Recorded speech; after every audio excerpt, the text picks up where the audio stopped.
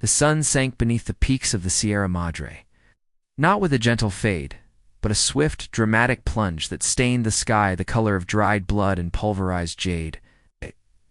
In the small, tightly knit village of Xochitlan, life followed the rhythm of the light.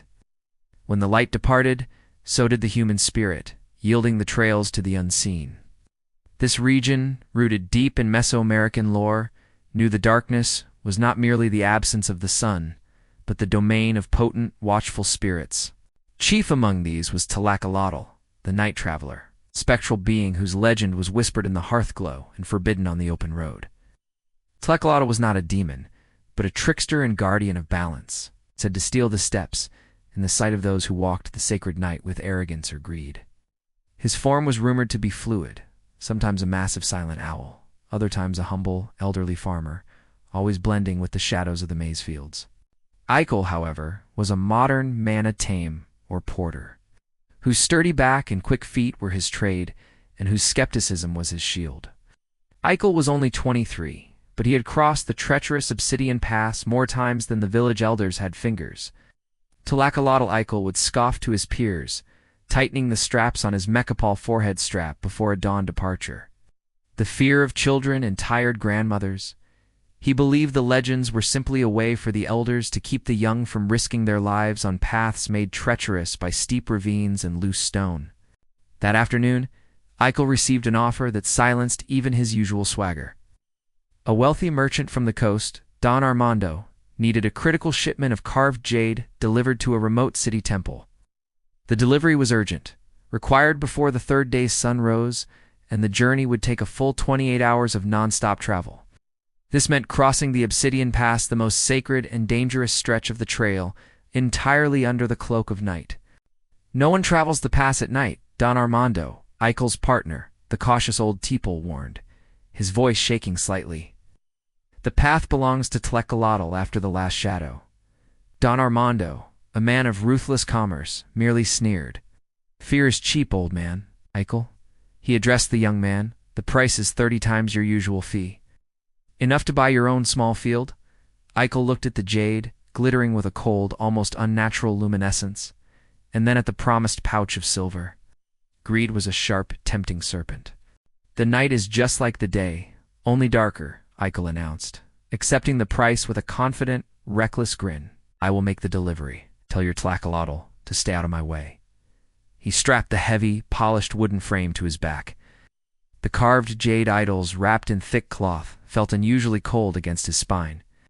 Ignoring Teeple's frantic warnings and the elders' mournful gazes, Eichel set off an hour before sundown, determined to prove the legend a farce. The first part of the journey was easy. Eichel was strong and knew every route and stone of the lower path. He moved swiftly, buoyed by the prospect of the immense reward and the glory of defying the village's oldest superstition. He crossed the river and started the upward climb toward the pass as the last vestige of twilight faded. The air changed instantly, becoming thick and silent. The usual sounds of the night, the chirping of insects, the distant calls of coyotes vanished. It was a perfect, unnatural quiet, as if the entire jungle had inhaled and was holding its breath, waiting. Eichel gripped the leather strap across his forehead, pushing the rising unease down with sheer willpower. It is just the darkness, he told himself.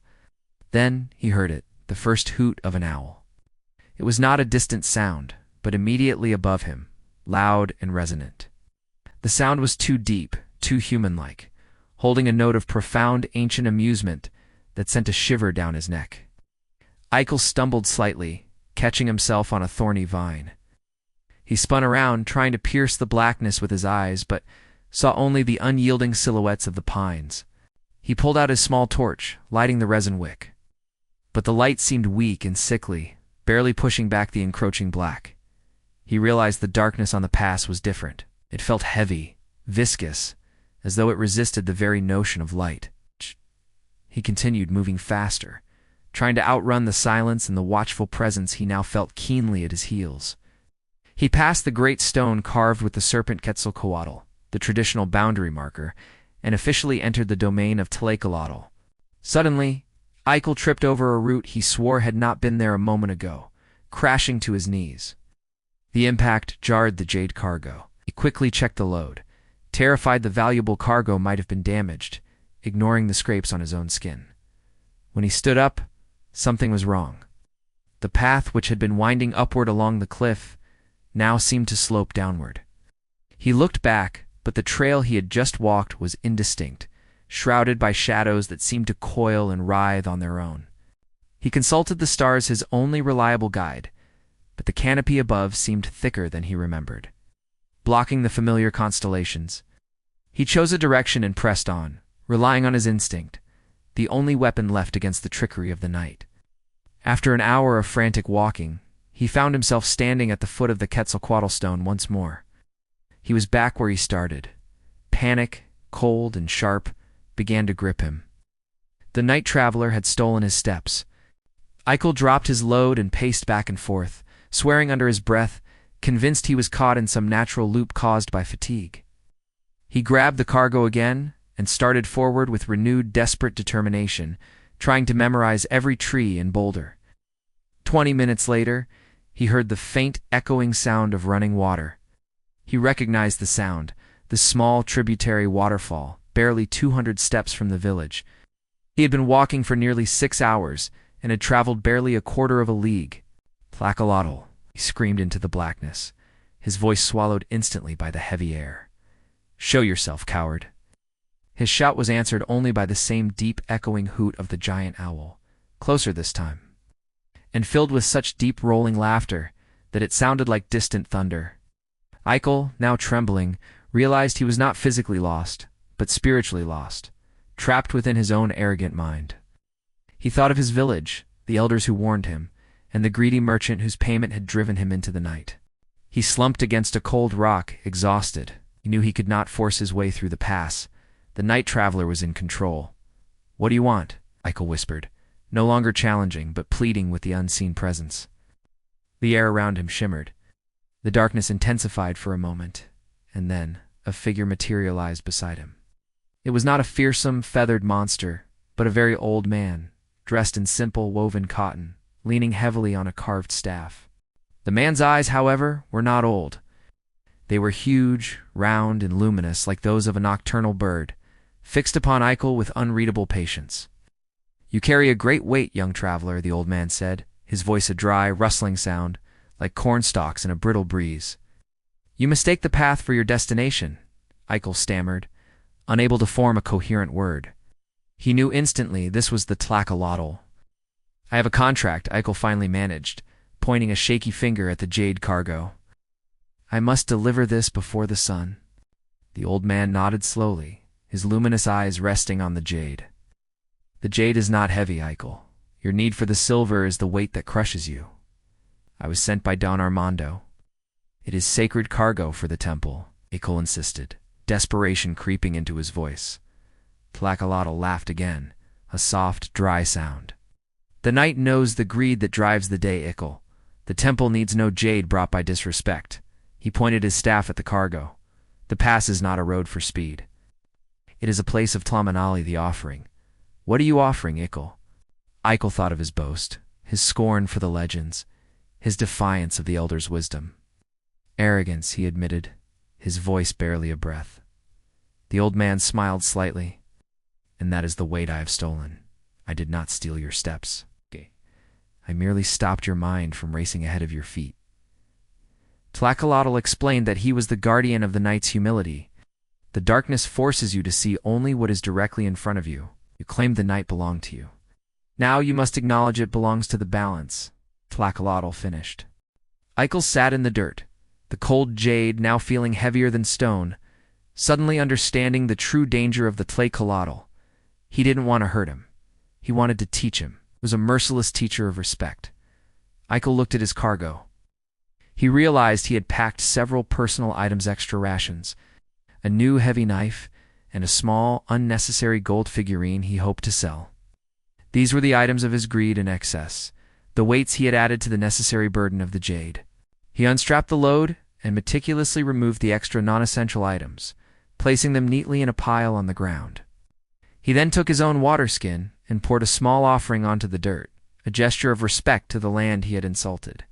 "I apologize to the path," Eichel whispered, bowing his head to the dark earth. I ask for passage, not through my strength, but through my humility. He strapped the now lighter purified load back onto his shoulders. It still weighed much, but the psychological burden was gone. When he looked up, the old man was gone. There was no shimmering, no sound, just an abrupt final absence. But the owl hooted one last time, much further up the trail this time, like a signpost guiding him forward. Eichel stood up. His head felt clear, his fear replaced by a focused, deep respect for the boundaries of the night.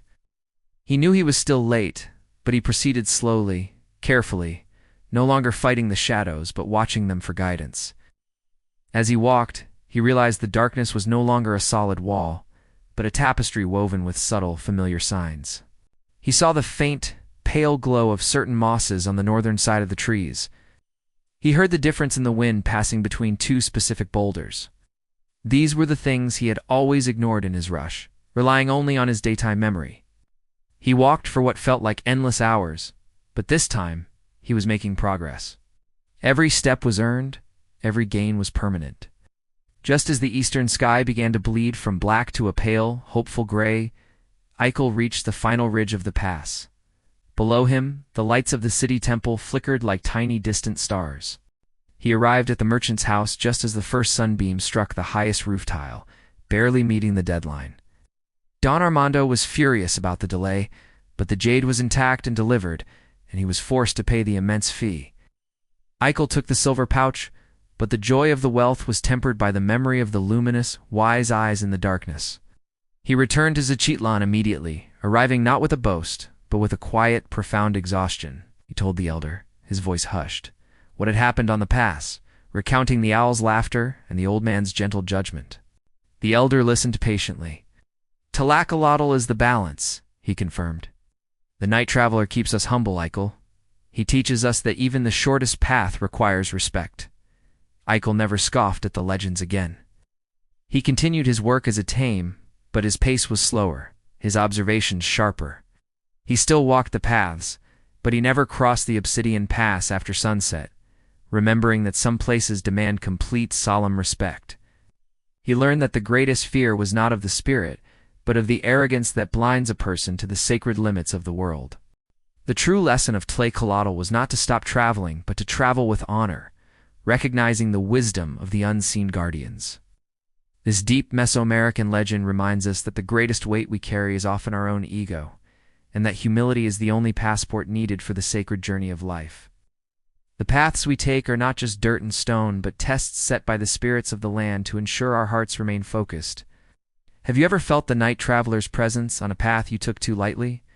If this exploration into the wisdom of ancient Mesoamerican spirits resonated with your own journey, please let us know. Comment, like, share, and subscribe to Storycraft Studio for more profound myths and legends from every corner of the world.